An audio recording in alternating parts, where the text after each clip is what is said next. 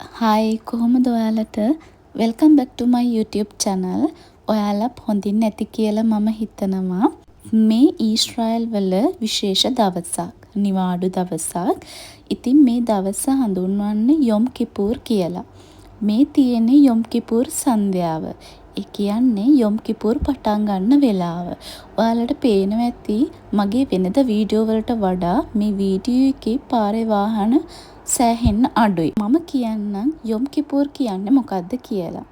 යොම් කිපුර් කියලා හඳුන්වන්නේ මේ දවස දෙවියන් වහන්සේට ඒ වගේම අන් අයගෙන් සමාව අයදීමේ දිනයක් විදියට තමයි මෙහි හඳුන්වන්නේ. ඒ වගේම මේ දවසේ කරන විශේෂම වැඩක් තමයි මේ පැය 24 පුරාවට මෙහි අය निराහාරව සිටිනවා. ඒ කියන්නේ කෑම ගන්නේ නැතුව ඉන්නවා. අපේ ජොබ් එක අනුව නම් වයස්ගත වුණ අයට රෝගී අය නම් ඒ දේ කරන්නේ නැහැ. මොකද යාළුවා බෙහෙත් බොන්න ඕනි නිසා. එහෙම නැත්නම් අනිත් හැමෝම වගේ ඒ දවසේ ඒ චාරිත්‍රය ඉටු කරනවා.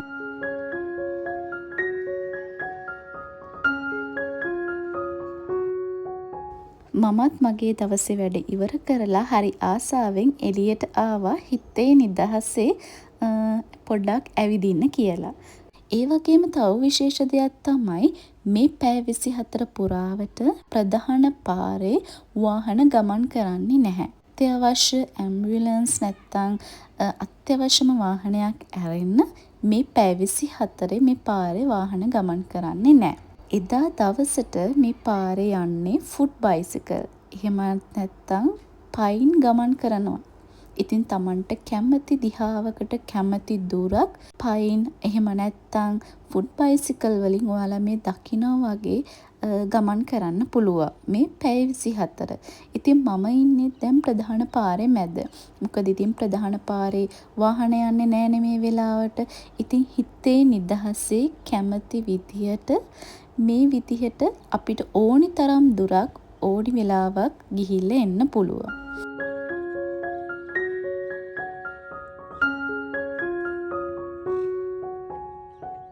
ඉතින් අවුරුද්දකට සැරයක් එන මේ දවසට නම් මම හරිම ආසයි. විශේෂයෙන්ම මම මග බලාගෙනම ඉන්නේ යොම් කිපුර් දවස එනකම්. මොකද වෙනදට මේ වගේ ප්‍රධාන පාරේ මැද අපිට හිතුණු විදියට නිදහසේ ඇවිදින්න බෑනේ. ඉතින් යොම් කිපුර් දවස කියන්නේ ඊශ්‍රායල් වල ලස්සන දවසක්. මේ තියෙන සාමකාමී බව නිදහස දැනෙන මනසට දැනෙන සැහැල්ලුව නම් කියලා නිම කරන්න බෑ. ඊශ්‍රායල් එන්න හීන දකින බලාපොරොත්තු තියාගෙන ඉන්න හැමෝගෙම ඒ හීන ඉක්මනින්ම ඉෂ්ට වෙන්න කියලා මම හදවතින්ම ප්‍රාර්ථනා කරනවා. එහෙනම් අලුත් වීඩියෝ එකකින් ඉක්මනින්ම හම්බ වෙමු. පරිස්සමින් සතුටින් ඉන්න. ගිහින් එන්නම්.